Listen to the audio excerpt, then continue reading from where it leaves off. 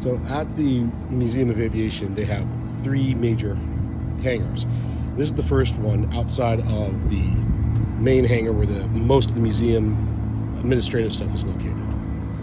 So we're at the new, I'm going to say this wrong, New Quadrin exhibit hangar. Now this is specifically designed for Vietnam era stuff.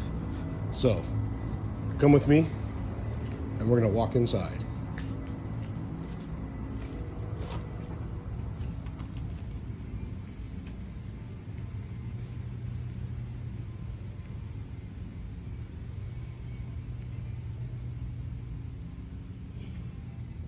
So a lot of Vietnam combat and bombing specifically was captured by the F-105 Thunder Chief.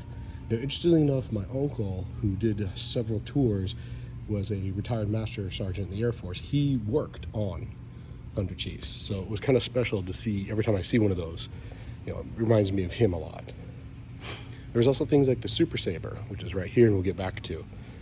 But what's important about this museum is that it has a lot of the support elements that were involved in the Vietnam War, not just the dropping bombs and shooting down planes, but the maintainers who hooked up the bombs, the maintainers who kept the engines going, things like that. So you even have a reconnaissance drone, the AQM-34N. Move over here so you can see it out of light. A lot of this stuff is original to the Vietnam era, and it's been at the museum. And if you don't know about this museum, you really should.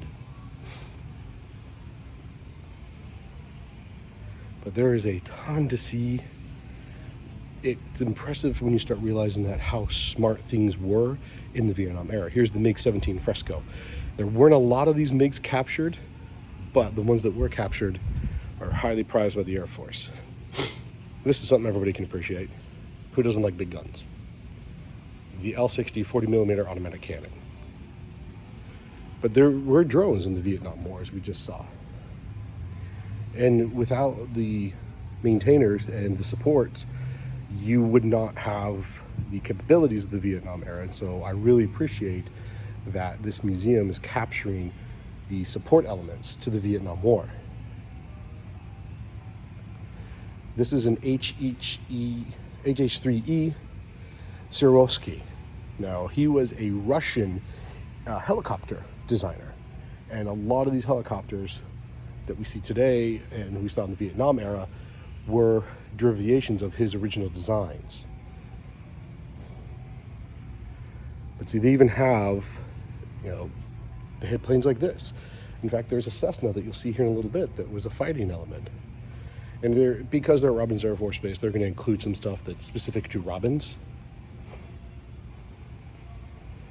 But as you can see, there's a lot here, a lot more than an average aviation museum would have. This is the second largest aviation museum, and this is just their Vietnam hangar. They have other hangars that have a lot more stuff. Like the main hangar has a lot of World War II stuff. I will be posting a lot of content here on YouTube and other places to just show you the depth of history that is existent in this particular part of Middle Georgia. As you saw back here, that's the Iroquois helicopter with the minigun on it. Love a minigun. But now we're getting into even more of the elements, the stuff that you don't normally associate with the Vietnam era war, like the North American Rockwell OV-10 Alpha Bronco. It's just a lot of this stuff we don't realize dates to the Vietnam War or the Vietnam era. But you have things like the ambulances, the single seat rescue, which would be used in helicopters like this. You can see the winch hook up for it right here.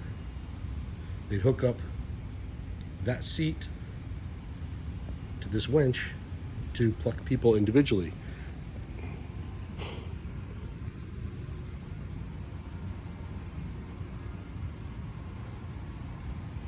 There's just a lot to see here, and I know this video is not going to do you justice, but if you get the chance, get down to Robins Air Force Base, see this museum.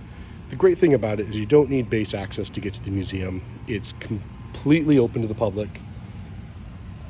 It's one turn and you're at the museum parking lot.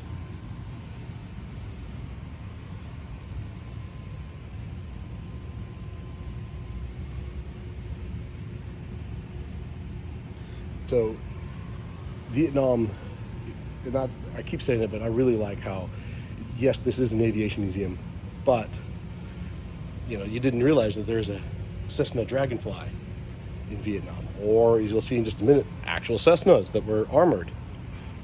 And you have things like this, the Cessna U-3B, and the de Havilland UA-6 Beaver, which is right here,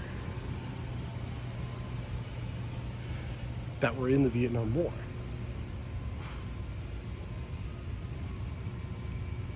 And so I walked through it once taking pictures, and I really appreciated the comprehensiveness of the story that they were telling here. You can even hear the Vietnam era music in the background. And then this one has probably become my favorite because Big Herb. That's just a great name for an aircraft.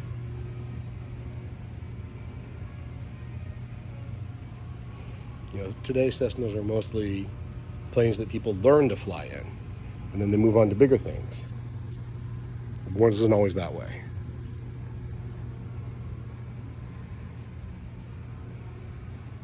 This one's called the Kong Killer. This was I believe it's the F4 Phantom that we saw when we first came in. And then if you come here, you can actually even sit in a couple cockpits.